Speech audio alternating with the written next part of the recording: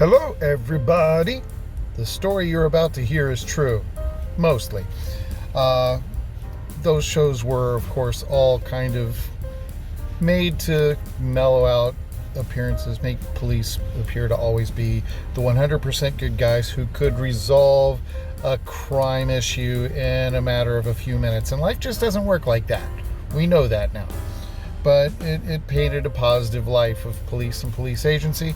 And that was Dragnet, the baby of Jack Webb, who played Sergeant Friday in both radio and television. He went on to create Mark 7 Productions, bringing us Emergency and bringing us Adam 12. And my personal favorite, although I find it's actually pretty corny and side note, included one episode that had Angus Scrim in it, Project UFO. So Jack Webb was a real legend. If you're into the vinyl community, another neat little side note, he was a jazz aficionado and his collection of records was absolutely legendary, with over 6,000 jazz records in his collection at the time of his passing. So he was a very interesting fellow. He did a number of radio shows prior to Dragnet. He was in some great pieces of Hollywood cinema, including Sunset Boulevard. And today we are finishing up the holidays, this time with a New Year's episode of Dragnet. The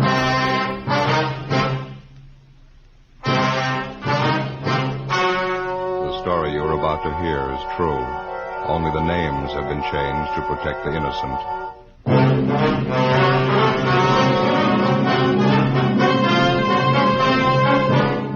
You're a detective sergeant. You're assigned to homicide detail. It's New Year's Eve in your city and you're on special duty.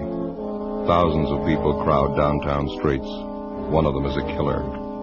Your job, find them.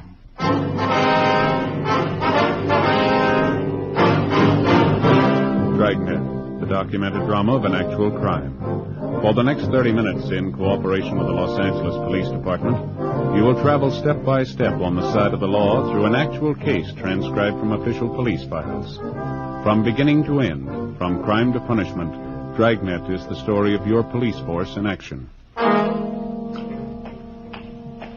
It was New Year's Eve. It was cold in Los Angeles.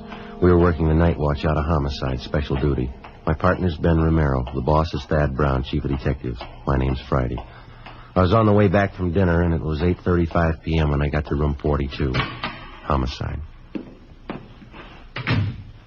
Joe? Hi, Barney. How is it outside? It's cold. Not keeping people at home, though. Did you check the crowds? Yeah, been watching it from the window here. Seems bigger than last New Year's. Crazy. You're on with Ben and me tonight, is that right? Uh-huh. Thought I was going to have it off. Wife had a little house party planned and everything. Well, that's too bad. Maybe next time, huh? Yeah, that's what I said last New Year's. Now, guess we better start moving. Yeah, where's Ben? He went down the hall a minute, said he'd be right back. I better take my top coat, huh? Yeah, I would if I were you. Nothing for us in the book, is there, Barney? I almost forgot Jack Conley called, having a little party out at his house. Wants you, Romero, to drop around when you get off. Said he'd call back. Hi, Joe. Hi. You about ready? Yeah, let me grab my overcoat. All right. I just tagged back communications. Switchboard's lit up like a Christmas tree during a millimeter bid. Just like last year, they're starting off strong. 415s, 507. Calls coming in with a dozen. I'd like to see it just once. People celebrating New Year's without tearing up half the town. I get it. Homicide Friday. Oh, yeah, Jack. Yeah, well, Barney just mentioned it. Well, we'll try and make it. You know how things are tonight. Yeah, we'll try, sure. Thanks a lot. There's Jack Conley, Ben, on his way home. He wants us to drop by his place if we get off early tonight. Not much chance of that. You ready? Yeah, I am. You, Barney? Let's go.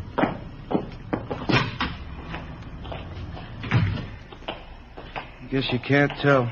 We might get a break. Hmm? The crowds are starting in pretty early. Good chance they'll break and go home right after midnight. That should get us off early. And that was the idea last year, wasn't it, Ben? Yeah. What time did you get off? 6 a.m. Together with Sergeant Barney Luchak, Ben and I left the city hall and started to cruise the southern end of the central area. As any police officer can tell you, New Year's Eve for him is one of the hardest working nights in the year. This one was no different for us. Within an hour, we'd had more than a half a dozen calls to check out. Street fights, drunken driving, disturbing the peace. The usual complaints that you'd expect to get when a community of 3 million celebrates New Year's Eve. 9:43 p.m. We were cruising in the area of Alameda and Macy Street. Unit 72R at Wilshire in Geneva, 311, KMA 367. Roger, 72R. Unit 112 at 83 Naylor Avenue. See the man, keep the peace, KMA 367. No stopping him, huh? It's a big night. Smoke, Joe? No, no thanks. Attention all units in the vicinity at East Main and Darwin. An officer needs help. Well, looks like we got one, huh? Yeah. All units in the vicinity at East Main and Darwin. An officer needs help. KMA 367. I guess we better handle it, huh? All right. Next one to the left, Ben. We can go out Darwin. Well, I better call him. 80K to Control 1. 80K to Control 1. What's the matter? Well, I guess they're busy. 80K to Control 1. 80K to Control 1. Stand by, 80K. Attention, all units. All units in the vicinity. The call to East Main and Darwin is now a shooting. I guess you better push it, Ben. Yep.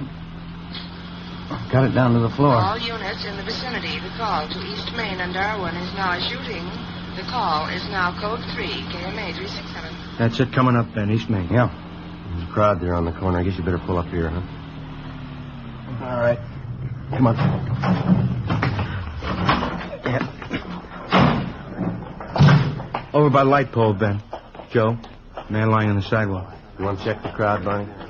Yeah, okay. Let us through here, please. Can we get through? Excuse me. Look, will you please get back? Move back, please. All right, come on. I wonder if you just move along. Just move along, man. Move along. That's Give us right. a little room to work. Thank you. Ben, Yeah, Joe? have a look here. No. That's Jack Conley. That? He's dead. His full name was John Patrick Conley, serial number 367. He was one of the veteran officers in Central Homicide. He lay face down on the pavement, one of his legs straddling the curbstone. He'd been shot twice at the base of his skull. There were 4 more bullet wounds in his back. Ben got to a phone, called Homicide, and told them what had happened. 24 cruiser cars and more than a half a hundred men were immediately dispatched to the scene of the killing. They circled the area for a dozen blocks around and started a door-to-door search for the killer. Suspicious-looking pedestrians were stopped at every street corner and questioned. 10:30 p.m. The ambulance arrived and Jack Conley's body was taken to the morgue. Along with Thaxter and Bryant from Homicide, Barney Luchak, Ben, and I continued checking in the immediate vicinity of the killing. We found no one who'd admit that they actually saw the shooting. Half a dozen people in the crowd told us that they heard the shots and they saw Conley fall to the pavement. They'd also seen a man standing behind Conley turn and run down the street right after the shooting. No one had followed him. The man was described as medium build, wearing a dark suit and a dark hat. That's all they could tell us. 11:25 p.m. Ben and I met Barney Luchak back at the car. Morning. Did you get anything? Checked out every store in the neighborhood that's open. Not much. How about you? Well, it's the same. Pretty thin. Brian and Thaxter turned up a newsboy down the street. He told him he saw the guy in the dark suit running down the street. Yeah.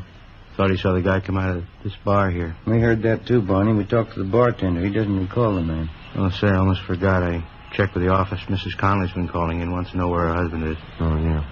I asked personnel to hold off notifying her. Thought maybe you fellas would want to tell her. You knew Conley pretty well, didn't you? Yeah, long time. Family man? 3 kids.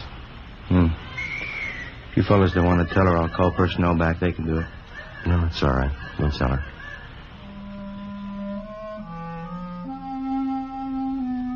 11:40 p.m. Ben and I got in the car and headed out for the home of the slain officer, Jack Conley. The house was on Ralston Avenue, just a few blocks from where Ben lived. We parked the car and started up the front walk. The lights were burning in the living room.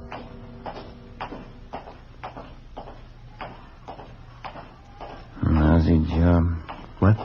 I said it's a lousy job. Yeah.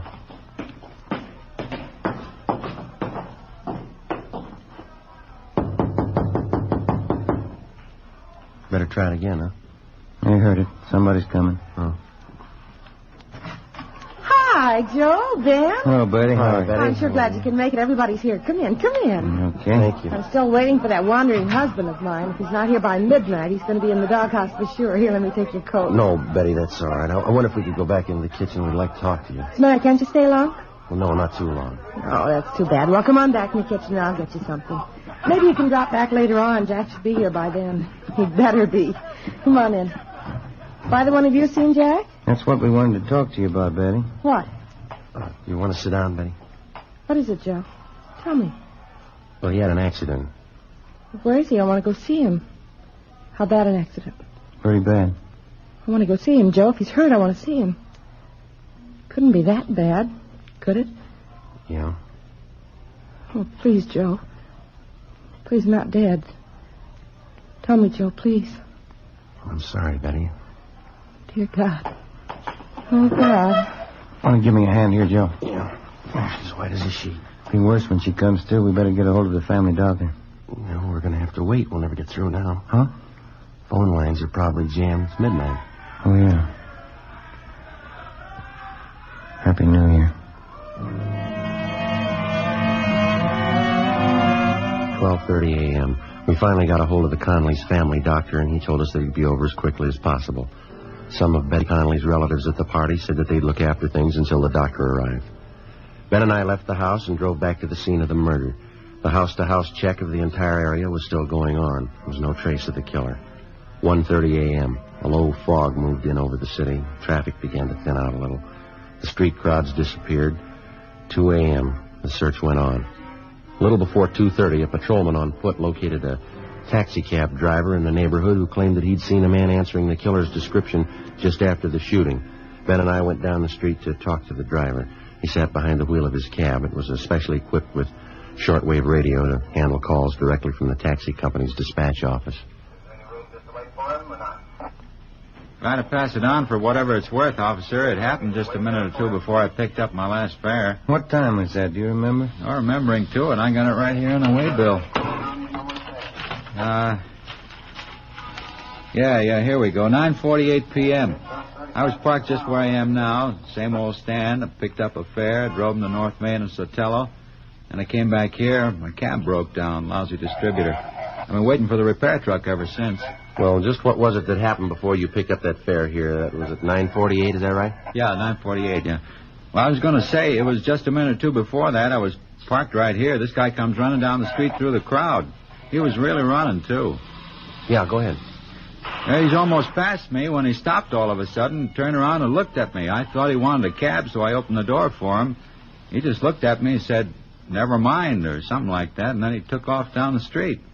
Maybe he was just a little goofed up, I don't know. Can you remember what he looked like? Oh, about your build, I guess. Medium. He had a hat on, dark hat, dark suit. Did you get a look at his face? Yeah, he's about 28 or 30, dark complexion. Anything else you remember about it? No, not for sure. He looked like 100 other mooches down around this neighborhood. Just listen to those calls come in, huh? New Year's Eve and I draw a lame cab. Well, there's nothing else that you remember about this man that you think might help us, huh? No, you got it all, Sergeant. Just acted a little queer, that's all. Goofed up, probably. Did you see which way he went when he took off? Right down the street. That way. Mm-hmm. Lost himself in the crowd. I couldn't be bothered. Mm-hmm. How about when he came running down the street towards you? Did you happen to notice where he was coming from?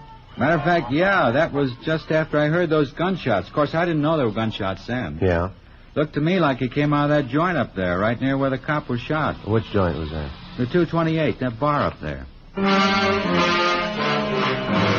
Well, it wasn't much, but it was the only lead we had to go on. 7 persons in the vicinity at the time of the shooting had volunteered the information that the killer had been a recent customer at the 228 Club, the neighborhood tavern.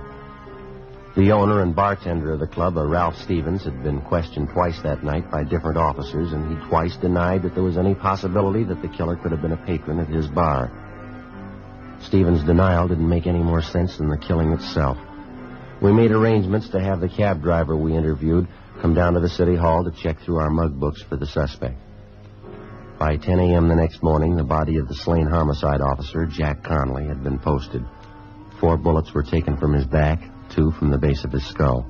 Russ Camp ran the slugs through ballistics, where they were identified as having been fired from a .38 caliber Colt Special revolver. 11 a.m. We drove back to the 228 Club, where we talked to some of the customers who'd been there the night before. 3 of them told us that they'd seen a man answering the general description of the killer in the bar shortly before the shooting. Ben and I went back to the stockroom at the rear of the bar and talked to the owner, Ralph Stevens. Look, how long does this thing have to go on anyway? I told you everything I knew last night. We know that, Stephen. Doesn't seem to jibe with what the rest of the witnesses saw, though. Then maybe you better take it up with them. I don't know anything about it. I got work to do, and you're in my way there. Excuse me. How come you're so sure that the man we want wasn't in your place last night? I'm not on trial here. You asked me what I know, and I told you. If you don't mind, I got work to do. You mind moving over there? All right, we'd appreciate it if you'd cooperate.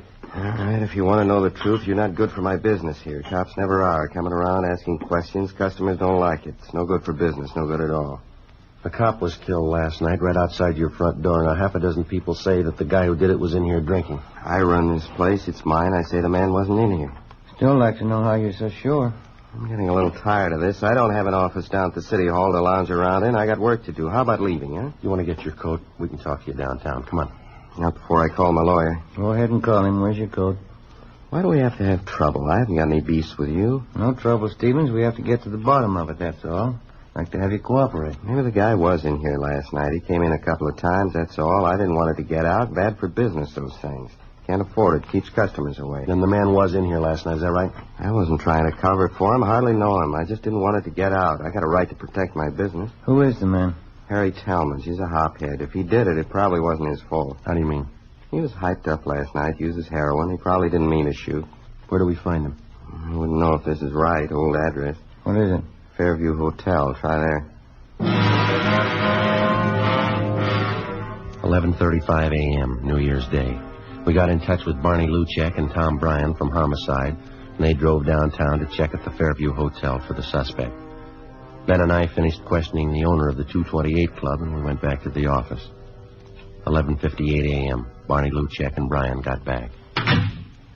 Barney, what have you got? Fairview Hotel in South Grand. Was that the one? Yeah, did you find it okay? Yeah, I talked to the desk clerk. Talmadge registered there? Yeah, he was. Hmm? Checked out 2 months ago. No leads.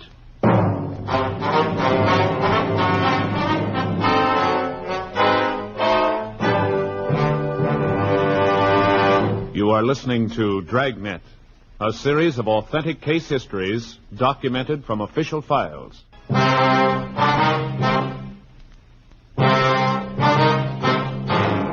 1 p.m. New Year's Day. After we found that the suspect, Harry Talmadge, had checked out of the Fairview Hotel months before, Ben and I went back to the office and ran his name through R&I. The information given us by Ralph Stevens, the owner of the 228 Club, was apparently correct. The record on Talmadge showed that he was a confirmed user of narcotics. He served 2 brief terms for illegal possession of narcotics and another short term in the county jail for petty theft. We got out a broadcast and an APB on Talmadge. We checked out all his known friends and relatives, the places that he frequented, hotels, boarding houses that he'd stayed at. No leads. With the help of Lieutenant Walters and narcotics detail, we finally found the trail most likely to lead us to the suspect. The peddlers who were suspected of supplying Talmadge with narcotics. They were kept under 24-hour watch. 3 days passed. No results. January 4th, 9 a.m. Ben and I went to the funeral and burial services for the murdered officer, Jack Conley. 11 a.m. We got back to the office. Don't know why, Joe. I just don't cotton to funerals. Not a cop's funeral, anyway. Well, I don't blame you. His wife looked a lot better, didn't she? Yeah, she'll be bearing up good, considering. Well, Joe? Hi, Barney. What do you say, Barney? Yeah, young fella you told me about. He phoned you, Ben. Oh, is that right? Did you give him the information? Yeah, he wanted to know all about taking the police department examination. Now, who's that? One of my neighbor's boys, a nice kid. Wants to get on the force. I told him to apply at room 5, City Hall, any weekday. You can make his application then. That it? Fine, Barney, thanks. Well, they got the recruiting campaign going now? Yeah, all this month. Taking applications from all over the country. Mm-hmm. I'll get it. Homicide, Friday. Oh, yeah, Walters. Just a minute. Okay. ALDSON, Donaldson. Okay, fine. Thanks a lot. Lou Walters and narcotics might be something. What's that? Oh? Well, he got a line on one of the mules who used to push heroin to town. He's a guy by the name of Donaldson. He's been sounded out. He's ready to talk to us. This Donaldson was close to Talmadge? Well, supposedly, yeah. You know where Talmadge is? Well, let's ask him. Ben and I left the office and drove to the address on South Alameda where Donaldson, a friend of the murder suspect, was supposed to be staying. Turned out to be a cheap hotel in the Skid Row district. It was next to one of the rescue missions down there. We finally located Donaldson across the street. He was standing on the sidewalk along with 4 or 5 other men. They were listening to a small Salvation Army band playing outside one of the beer joints. I hardly miss any of these sidewalk meetings, Sergeant. Like 'em. Band music. Even listen to the sermons. Do me a lot of good. I understand you're not pushing junk anymore, Donaldson. Is that right? And you want to call me Big, Sergeant? Name's really John, but everybody calls me Big. All right. No, I haven't been pushing junk. Not for months. All through with it. Well, when's the last time that you saw Harry Talmadge? A couple of weeks ago. I'm not much for Harry anymore. Like I say, I've been regular at these sidewalk meetings, hearing the sermons. Changes the way a fella does things, you know. Yeah. Man's got to turn good sometime during his life. Not getting any younger. 58. I figure it's time I start living by the word. Say, that's nice music, isn't it? Yeah. Do you have any idea where we might find Talmadge now? I might have a few ideas on it. I don't know. Say, I guess neither one of you fellas use snuff. No. Don't bother you, does it? No, go right ahead. That's all right. I know the last boarding house Harry stayed at, if that'll help any. Place on 12th Street. I can give you the address. Well, is he still there, do you know? I don't think he is, no. Matter of fact, I'm sure he's not. Wish Harry'd come around and see me. Like to get him interested in these sidewalk meetings. Get him listening to the sermons. Might help him. Did an awful lot for me. Yes, sir. Will you say that you saw Talmadge about 2 weeks ago? Well, not quite 2 weeks ago. It was the day after Christmas. Came down to my hotel and wanted some money. I couldn't give him any. That's when he told me he was moving. Going to some rooming house up around the City Hall section up there. Did he mention any address? Not that I recollect, no. That sure is nice music, isn't it? Well, how about some of his other friends, Biggs? You think they might be able to help us? Well, Duke might help you. Harry and old Duke are still great friends. Duke sees them more than I do. Where do we find Duke? Well, you know the Penny Arcade down on South Main? Right down from the train depot there? Yeah. That's where Duke works. He's a janitor there. I've been trying to get Duke to come to the sidewalk meetings, too. He sure could stand it, old Duke. Well, thanks very much, Biggs. Not at all, Sergeant. Always glad to help out. Now look at that now. All out of snuff. Say you couldn't see your way clear, could you? There you go, Biggs. That's sure Christian of you, Sergeant. I'll handle this just like a personal loan. That's all right, Biggs. Don't say anything about us talking to you, though, huh? Not to anyone. No, sir, I won't. You can trust me. Say, when you see Harry, give him a message, huh? Well, what's that? You tell him to come and see me. I want him to show up at these meetings, hear the sermons. It could change everything, Sergeant. It could give him a new life, new soul. Brand new soul for Harry. Think of that. Yeah, he could use one. 3 p.m. Tuesday, January 4th. We drove down to the Penny Arcade on South Main. Harry Talmadge's friend, Duke, wasn't there. The manager of the place gave us his home address, and we checked it out. Duke wasn't there either. We staked out at the place for the rest of the afternoon. Duke failed to show. At 6 o'clock that night, Barney Luchek and Brian from Homicide came out and relieved us. Ben and I had dinner at Johnny Cokin's, and then we went back to the office. 7:20 p.m. Want to grab that, Joe? Yeah, I got it. Homicide, Friday. This is Luchek, Joe. Oh, yeah, Barney. Talmadge's friend just showed up here. We're talking to him now. Will he tell you anything? Yeah, you got a pencil. You better write this down. All right, wait a minute. Just a second. All right, go ahead. 1727 West Hoover, apartment 3. It was 1727 West Hoover, is that right? Yeah. Apartment 3? Well, what's the pitch? Harry Talmadge. Duke says he's there now. All right, Barney, thanks. Bye. Luchek? Yeah. What's he got? Harry Talmadge. It's supposed to be at this address. Ben and I got in the car and drove out to the West Hoover Street address where we met Luchek and Brian. 1727 was a small two-story apartment house, Spanish stucco in style. Apartment 3 was at the rear of the first floor. All right, Luchek, you want to pick up Brian and you cover the back. Huh? Right, Joe. Come on, Ben. Let's go, huh?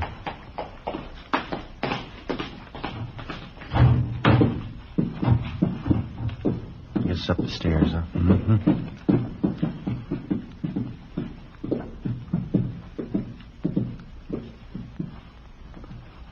Number 3. Okay. I'll cover you.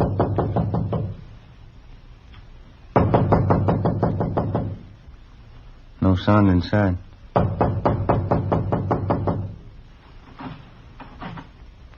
Door's open. No, it's settled.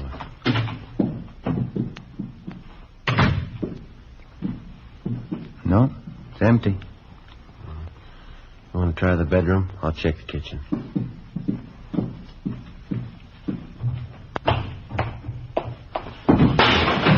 Joe, in here. All right, tell me. What's that? Got a gun, Joe. Grab it. All right. You're a cop. All right, come on, drop it. Drop it. My arm. I got it, Joe. All right, come on your feet. All right, get him and backing you. All right. Come on, hold still. 38 revolver, Joe. Colt Special. All right, how about it, Talmadge? It's mine. What of it? Where's your coat? I don't know. Why'd you kill him? Because I wanted to, that's all. He was a cop. Is that your only reason? I told you he was a cop. What's the difference? There's a big difference, mister. Why? I killed him. It's just one cop less. What's the difference? Ask his family. They'll tell you.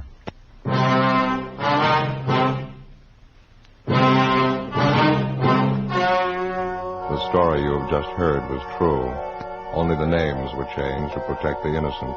On March 26th, trial was held in Superior Court, Department 86, City and County of Los Angeles, State of California. In a moment, the results of that trial.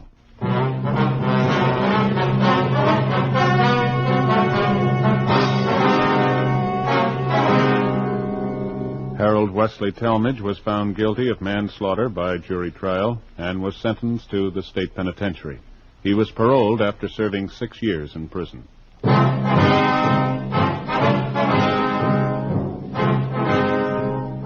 You have just heard Dragnet, a series of authentic cases from official files. Technical advice comes from the Office of Chief of Police W.H. Parker, Los Angeles Police Department.